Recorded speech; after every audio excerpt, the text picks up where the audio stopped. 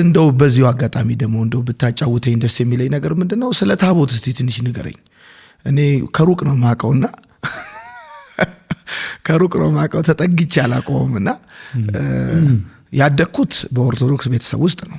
አዎ በዚህ አጋጣሚ እኔ ለኦርቶዶክስ እምነት ምንም ጥላቻ የለኝም፣ ሊኖረኝም አይችልም።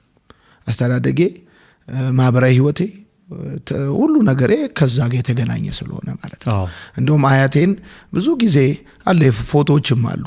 ለፋሲካ ጾም ማስይዘው ማስፈታው ምን ነኝ፣ ቤተክርስቲያን ወስዶ መመልሰውም አሁን የአዲስ ኪዳን ካህናት ቤተክርስቲያን እየመራው ያገለገልኩም ረጅም ዘመን ማደርገው ነገር ነውና ግን በጣም ማወቅ የምፈልገው ነገር ነው። እስቲ ትንሽ ስለ ታቦት አጫውተኝ እስቲ። ኦኬ እንዳልከው ነው እንግዲህ ከሩቅ ሆኖ ሲታይና እንደኔ ደግሞ ውስጥ ገብተህ ስታየው መልኩም እይታህም እውቀትህም ይለያያልና ታቦት ብለው የሚያዘጋጁት ያው የሚሉት ነው ምለው እኔ ምክንያቱም ስለማላምን በአዲስ ኪዳን ታቦት ተቀርጾ ካህናት የሚሸከሙት 2 ሰው 3 ሰው በነ ሚካኤል በነ ገብርኤል ስም የተዘጋጀ ምናምን እንዲህ የለም መጽሐፍ ቅዱስ ላይ። ይሄ የሰው ስርዓት ነው። መጽሐፍ ቅዱስ ላይ የሌለን ነገር በስምም አንጠራም። እኛ በአዲስ ኪዳን ታቦት ብዬ ለመጥራት አልደፍርም። ምክንያቱም የሰየሙት እነሱ ስለሆነ ታቦት ብለው የሚጠሩት በሚለው ነው መገልጸው።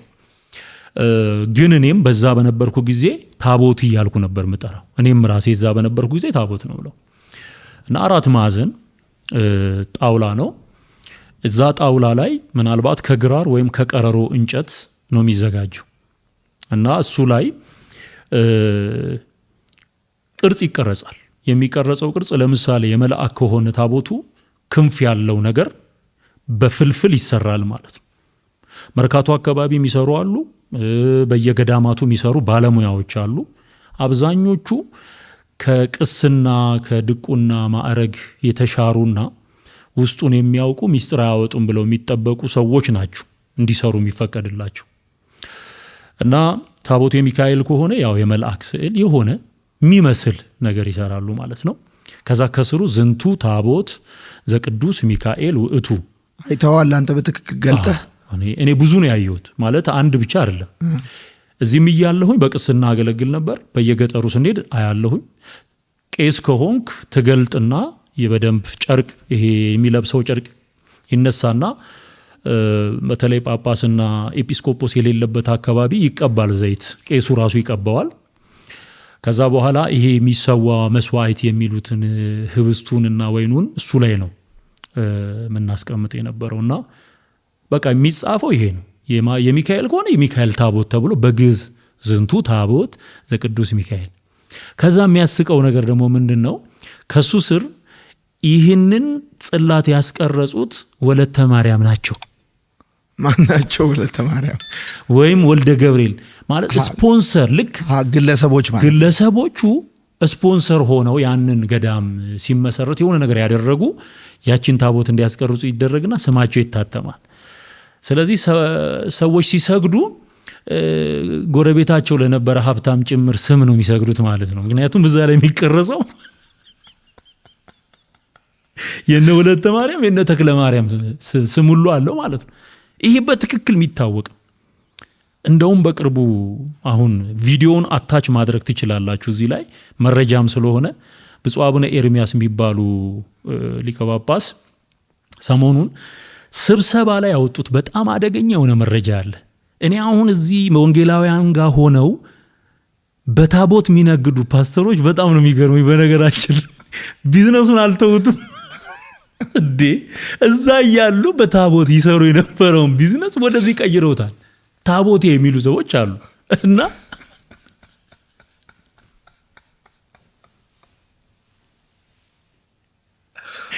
ወይ እንዴ! እኔ እኮ ጥለው የወጡ ነው የሚመስለኝ እንጂ እስካሁን ድረስ ታቦቴ ብሎ የሚጠራ እኔ አጋጥሞኝ አያውቅም። በጣም ነው የተደነኩትና ለታቦት ክርክር የሚቆሙ ሰዎች አንደኛ አላወቁትም፣ አላዩትም። ሩቅም ሆነው ቅርብም እዛም ኦርቶዶክስን በነበሩ ጊዜ አሁን አንተ እንዳልከው በቃ በውጪ ሆነው ጥምቀት ሲሆን አጅቦ በመውጣት ምናምን እንጂ እንደኔ ገልጠው አላዩትም። እኔ እኮ አጅቤ ያውቃለሁ።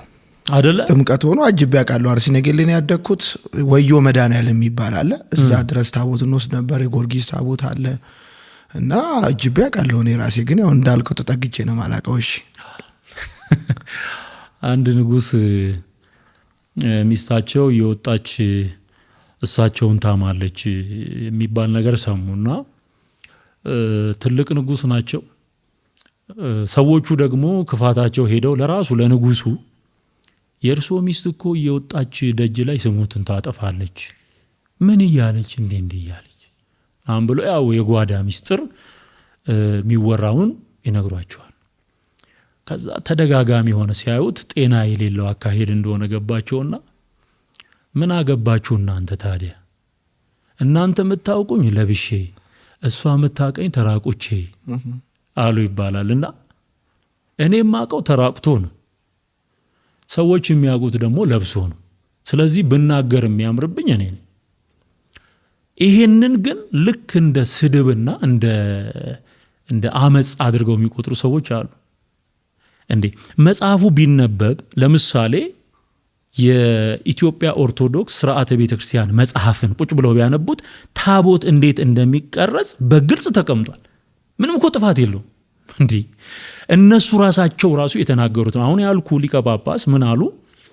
ገንዘብ የሚያመጣው ታቦት የቱ ነው እያላችሁ እየጠየቃችሁን ነው አሉ።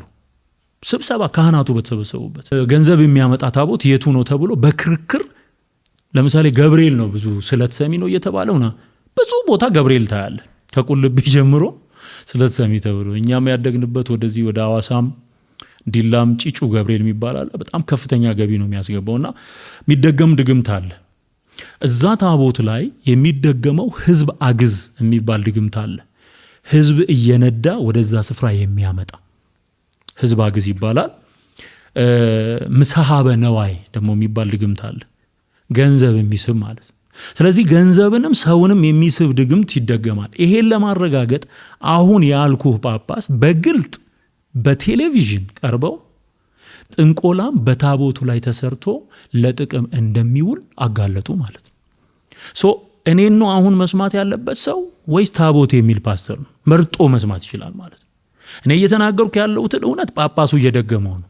ገብቷል? አለ እሱ ማስረጃ የማርያም ታቦት የሚባል የለም አሉ። እንደውም እሳቸው ወጥተው እንዴ የሚደንቅ ነገር እኮ ነው እየሆነ ያለው። ባይዘ ወይ እንዲስተካከሉ አዋጅ የወጣባቸው እንዲታደሱ አዋጅ የወጣባቸው መጻሕፍት መጥተዋል። አሁን ለምሳሌ ገድለ ዮሐንስ በቅርቡ የኦርቶዶክስ መጽሐፍ አይደለም መወገዝ አለበት ተብሎ ተወገዘ።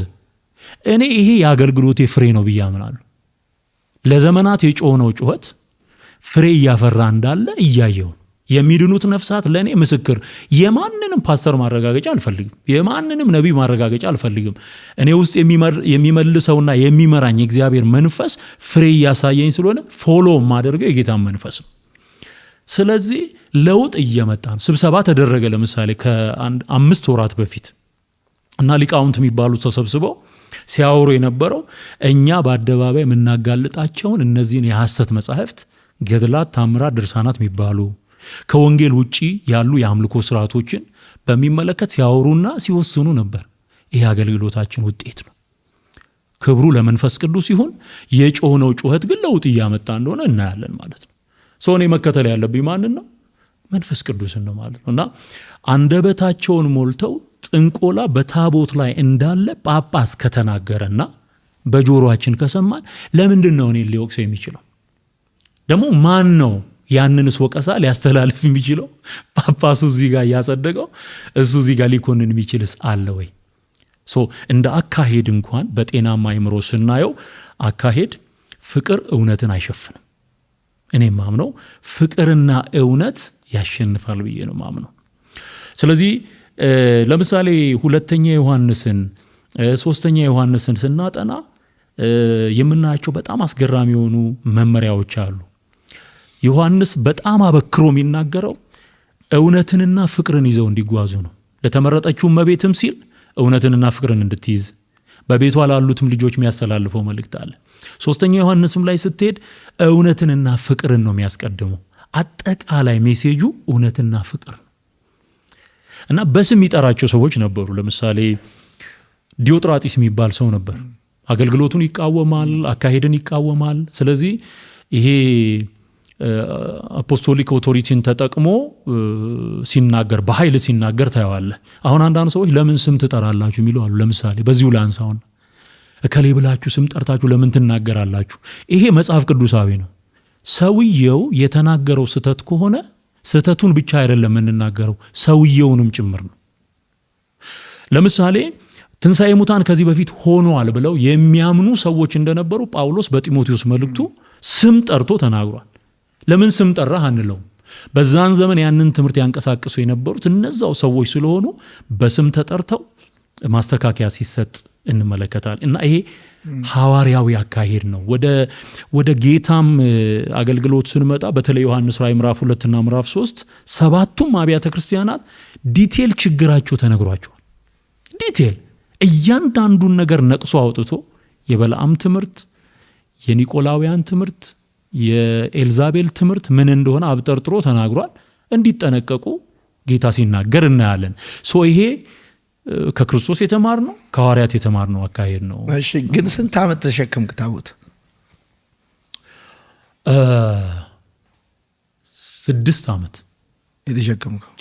በቋሚነት ማለት ቄስ ስትሆንና አንድ ቦታ በተለይ ስትሰራ መሸከም አለ። እኔ እንደውም ማረሳው ቀድሼ አስተምሬ ቄሶች የሆነ ስራ ምናምን ሲኖርባቸው ይሄዳሉ። እንደውም በዚህ አጋጣሚ አንዱን አስቂኝ ነገር ብነግር እየቀደስን አንዳንዴ አሁን እዚህ የተለመደው 5 ቄስ ወይ 10 ቄስ ታያለ አንድ ቦታ ላይ አንድ ደብር እና በዋናነት 2 ቄስና 3 ዲያቆን ነው በሚሽን የሚቀድሱት ማለት ነው። እና አሜሪካ ግን እጥረት ስላለ አንድ ቄስ ለብቻው ሊቀድስ ይችላል። ለብቻው የ2 ሰዓት ቅዳሴ ትንሽ አጠር እናረገውና 30 እናረጋለን።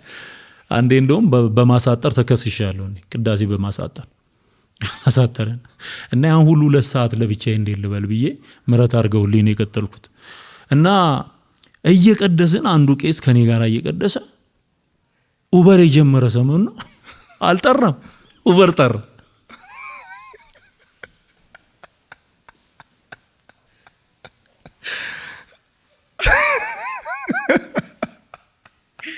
ማመን ነው የሚያቅት። እንግዲህ ሲሪየስ ነው፣ የኦርቶዶክስ ስርዓት ነው።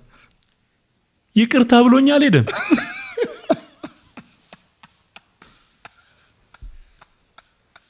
ሰውየው ይታወቃል በጣም እና ልብሱን አውልቆ ጠርቷል በልጨርሰው ብሎኝ ሄደ። ያን ሁሉ ቅዳሴ ለብቻዬ።